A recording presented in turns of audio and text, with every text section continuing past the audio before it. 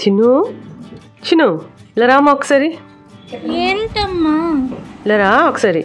చెప్పమ్మా. కొంతసేపు పడుకోమ్మా. ఆ సెల్ ఆపు. రా నీకోసం ఒక మంచి కథ చెప్తాను రా. చెప్పు చెప్పు. అనగనగా ఊర్లో ఒక రాజు అనే అబ్బాయి ఉండేవాడు అనమాట. వాడు వ్యవసాయం చేసుకునేవాడు అనమాట. ఒకరోజు ఏం చేశాడంటే అందరూ సెల్ ఫోన్ వాడడం చూసి అబ్బా నేను కూడా సెల్ ఫోన్ తీసుకుంటే బాగుండే, నేను కూడా చూస్తాను కదా వీడియోస్ అన్నీ అనుకున్నాడు అనమాట.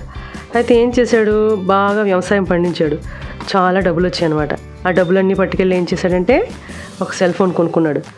రోజు ఆ స్క్రీన్ వైపు చూస్తూ ఆ స్క్రీన్కి అలవాటు పడిపోయి ఆ ఫోన్ చూస్తూనే ఉండేవాడు. మార్నింగ్ అదే పని, నైట్ అదే పని, నిద్ర లేకుండా చూస్తూ ఉండేవాడు అనమాట.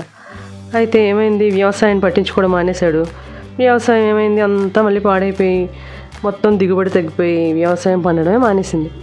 పక్కనున్న రైతు ఉంటాడు కదా, వాటితో పాటు ఉన్న రైతు పెద్ద ఆయన అనమాట. ఆయన తాతగారు వచ్చి ఏం చెప్పారంటే, రాజు నువ్వు వ్యవసాయం కన్నా ఫోన్ ఎక్కువ చూస్తున్నావు, అందువల్ల నీ వ్యవసాయం పోయింది.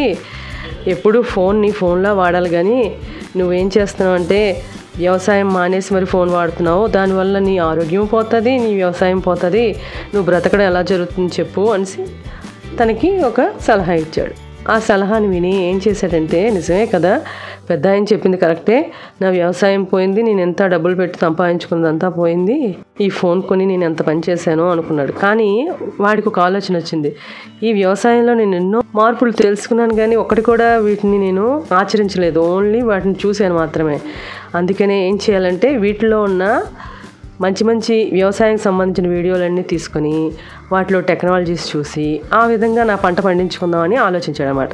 అలా రెండు అతను ఒక పక్క వ్యవసాయము ఒక పక్క టెక్నాలజీ యూస్ చేసుకోవడం వల్ల ఏమైందంటే వ్యవసాయం బాగా పండిందనమాట.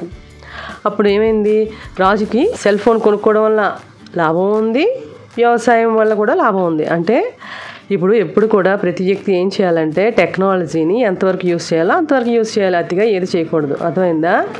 దానివల్ల ఏమవుతుంది నీకు తెలిసిందా, అర్థమైందా? రాజు చేసింది ఏం అర్థమైంది నీకు చెప్పు. సరే అమ్మా, నేను కూడా ఫోన్ చదువు కోసమే వాడి మంచిగా చదువుకొని పెద్ద ఇల్లు కడతానమ్మా నీకోసం.